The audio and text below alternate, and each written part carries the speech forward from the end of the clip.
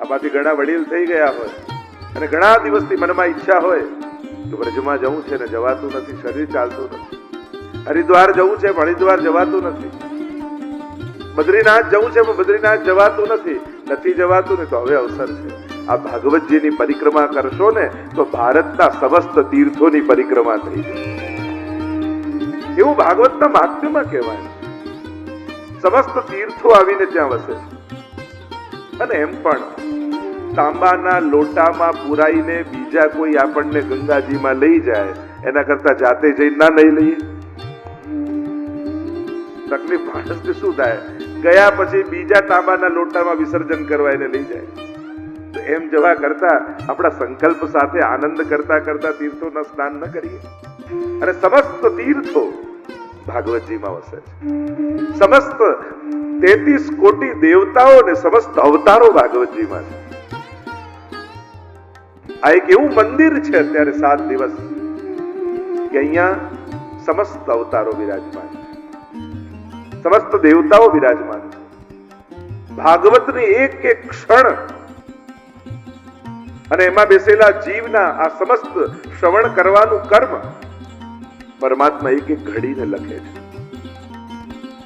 અને એટલા માટે આજે રવિવાર છે, રવિવારે તમે કથા સાંભળી એટલે જીવનમાં તમારે જેટલા રવિવાર આવેલા એ બધાના પાપ, એ દરમિયાન થયેલા સમસ્ત અપરાધો આજે રવિવારે કથા સાંભળવાથી સમસ્ત સમાપ્ત થઈ ગયા.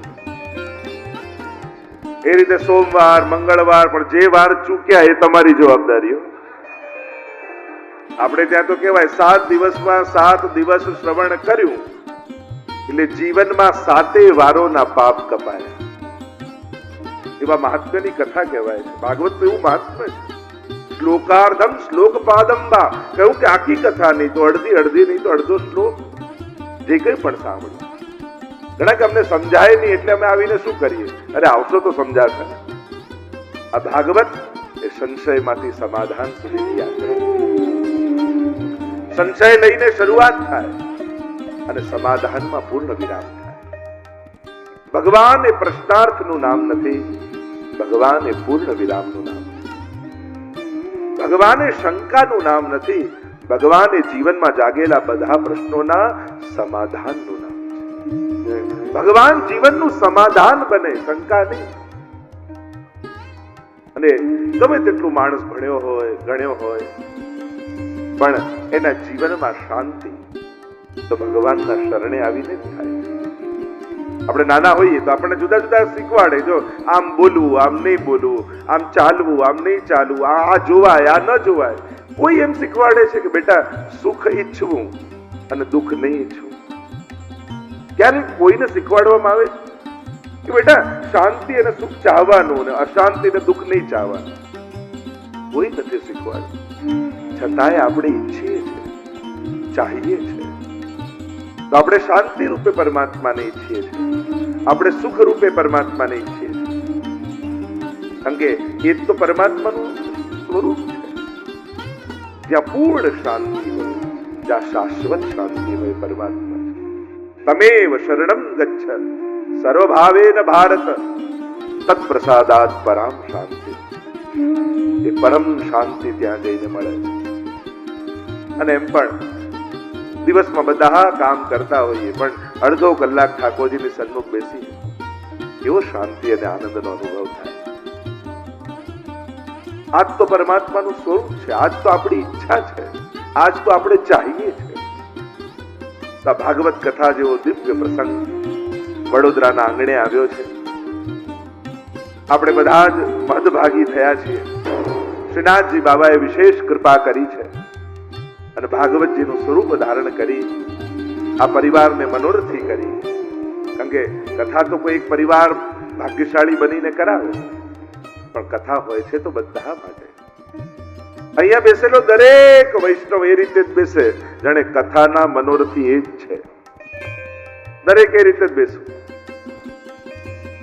કારણ કે કથા તો બધા માટે છે. હા, પ્રભુ જેને નિમિત્ત કરે એને તો ભાગ્યની શું કહીએ. અને કથાનું ફળ પણ છે ને, આપણે અન્ન ક્ષેત્ર ખોલીએ એમ થાય કે જેટલા વધારે જમીને જાય એટલું પુણ્ય વધારે. આપણે કોઈ પ્યાઉ ખોલીએ અને એમ થાય જેટલા જલ પીને જાય એટલું પુણ્ય વધારે.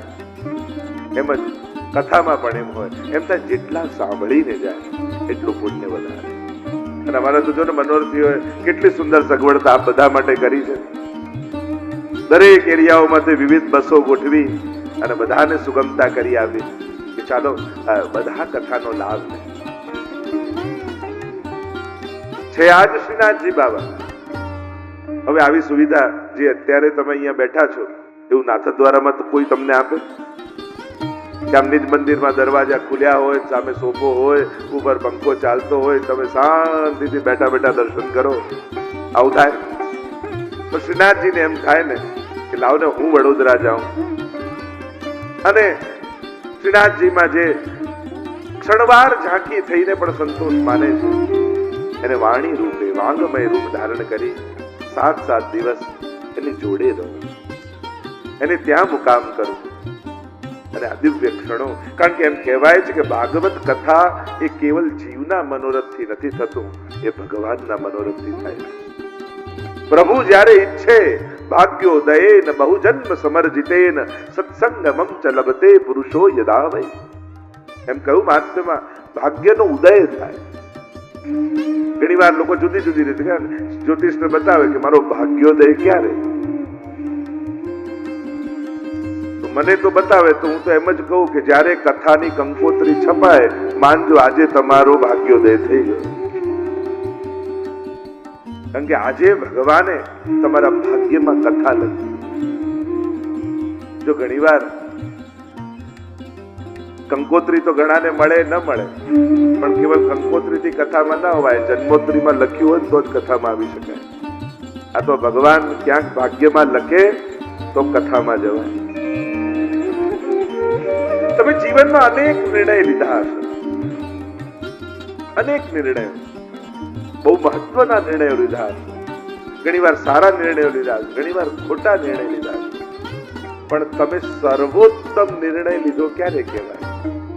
હું તો કહું, આ પરિવારે કથાનું નક્કી કરી એમના જીવનનો સર્વોત્તમ નિર્ણય લીધો કે અમારા પરિવાર થકી શ્રીમદ ભાગવતજીનું આ પાન કરવા સમસ્ત જનોને મળે. અને કથા કેટલા કેટલા લોકોને દિશા આપી રહી છે, એમની દશા સુધારી રહી છે. કોઈને સુખમાંથી કાઢવો અઘરો, કોઈને દુઃખમાંથી કાઢવો અઘરો, એ આપણા સામર્થ્યમાં નથી. પણ સુખમાં કેમ જીવવું અને દુઃખમાં કેમ રહેવું, એ વિવેક કથાથી સમાજને આપી શકાય. કોઈના પરિસ્થિતિ અને હાલાત આપણે બદલી શકતા નથી, પણ હા, એની મનસ્થિતિ ચોક્કસ બદલી શકીએ. એ સુખમાં છકી ન જાય અને દુઃખમાં તૂટી ન જાય, એ બળ કથા આપે છે. મેં તો ઘણા લોકોને જોયા છે, ઘણા કે જે જીવનમાં ઘણા એવા સંકટો આવ્યા, એવા દિવસો આવ્યા, પણ આપની કથાએ અમને બળ આપ્યું. અને બળ એવું મળ્યું કે દિવસો ક્યાં પસાર થઈ ગયા ખબર ન પડી.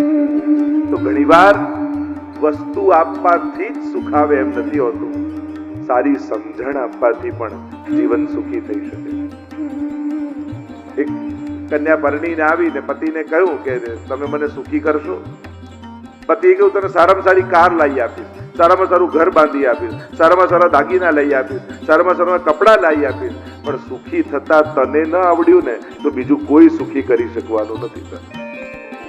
સુખી થતા તો તારે જ શીખવું પડશે. પણ ઘણાના સ્વભાવ એવા હોય ને, સ્વર્ગમાં મોકલો ને તો ત્યાં ઝઘડો કરશે, ત્યાંય ન ફાવે. એમ આજના વ્યક્તિને તો સ્વર્ગમાં ફાવે એમ છે જ નહીં. સૌથી પહેલા તો ત્યાં ઇન્ટરનેટ નથી, મોબાઈલ ટાવર નથી. હવે આના વગર ફાવે તમને? પછી ના પડે તો. અને એટલા માટે આજે જે સુવિધાઓને પરાધીન આપણે થયા છીએ, એ સુવિધાઓ ત્યાં છે કે નહીં એ ખબર નથી. અને એટલા માટે સ્વર્ગ પણ હવે કેટલું સુખકારી જીવને હશે એ પણ એક પ્રશ્નાર્થ. પણ હા, કથામાં જે સુખ છે ને એવું તો સ્વર્ગમાં સુખ નથી. કથાના પંડાળમાં ભાગવતજીની ગાથા ગવાતી હોય અને ત્યાં નિર્મલ ભાવે આપણે શ્રવણ કરતા હોઈએ અને જે આનંદ અને રોમાંચ મનમાં અને ભાવનાઓમાં જાગે એવો આનંદ તો સ્વર્ગમાં નથી. એટલે જ તો પરીક્ષિત મહારાજે પણ સ્વર્ગના અમૃતની ના પાડી દીધી કે મારે ન જોઈએ. કથામૃતમાં જે આનંદ છે એ સ્વર્ગના અમૃતમાં ક્યાં છે? દેવતાઓ અમર થવા માટે સ્વર્ગ પીએ, સમુદ્ર મંથનમાંથી એ અમૃત પીએ જે સમુદ્ર મંથનમાંથી નીકળે અને ચિરંજીવી થઈ જાય. અસુરો પાસે સંજીવની વિદ્યા છે. શુક્રાચાર્ય પાસે સંજીવની વિદ્યા, અસુરો મરે તો સંજીવની વિદ્યાથી શુક્રાચાર્ય જીવિત કરી નાખે. તો દેવતાઓને અમર થવાની સુવિધા, અસુરોને અમર થવાની સુવિધા, માણસ માટે શું? આચાર્યો કહે કે મનુષ્ય માટે ભગવાનનું કથામૃત છે. गोपियां कहने लगी, प्रभु आपका ये कथामृत संसार से तपे हुए जीव को शांति देने वाला है. अशांतस्य कुतः सुखम, જેનું મન અશાંત છે ને કયું સુખ? કથામાં આવીને શાંતિ મળે. એટલે જ બબ્બે ગોળી ખાઈને જેને ઊંઘ ના આવતી હોય, ઘણાને કથામાં એમને બેઠા બેઠા આવી જાય, શાંતિ મળે છે. હું તો હંમેશા કહું, કથામાં સુઈ જાઓ ને તો તારે તો છે જ કથા. આ તો ભવપાર ઉતરવાની નૌકા છે અને નાવમાં બેઠા બેઠા કોઈ સુઈ જાય ને તો એ નાવ પાર તો ઉતારે જ. શાંતિનો અનુભવ કરાવે. કલ્મષાપહમ, મનના સર્વ કલ્મશોને ધોઈ નાખે.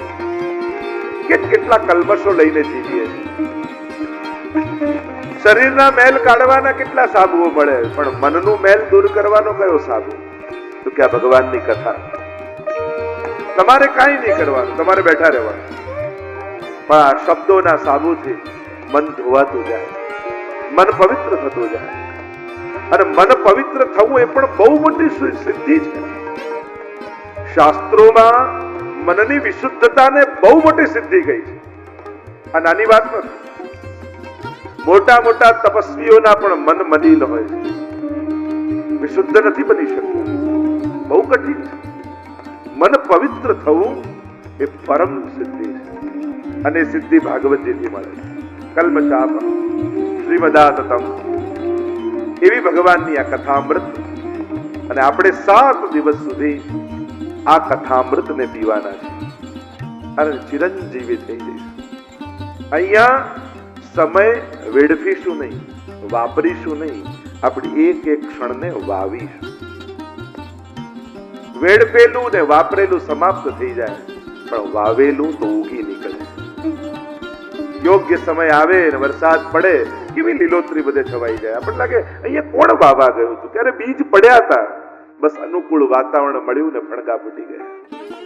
એમ કથામાં આ ભગવાનના ભાવ રૂપી બીજો, ભાગવતના શ્લોકોના એક એક અક્ષરો એ બીજ છે, ભાવના. એ અહીંયા વાવવામાં આવશે અને જ્યારે જ્યારે અનુકૂળ વાતાવરણ મળશે અને એમાંથી ફણગાઓ ફૂટવા લાગશે. એટલે અહીંયા તો વાવેતર થઈ રહ્યું છે, સર્જન થાય છે. જો વિસર્જનનો અવાજ હોય, સર્જનનો અવાજ ન હોય. બોમ્બ ફૂટે તો બધાને સંભળાય, પણ બગીચામાં કળી ફૂટે તો કોઈને ખબર ન પડે.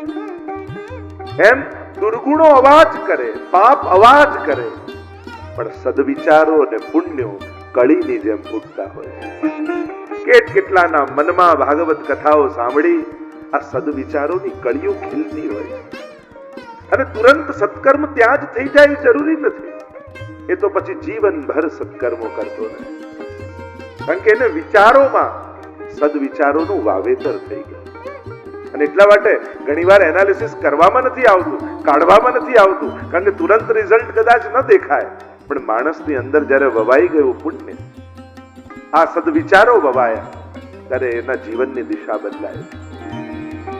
એવી આ ભાગવતની દિવ્ય કથા છે, જેમાં આપણે બધા જ ઉપસ્થિત છીએ.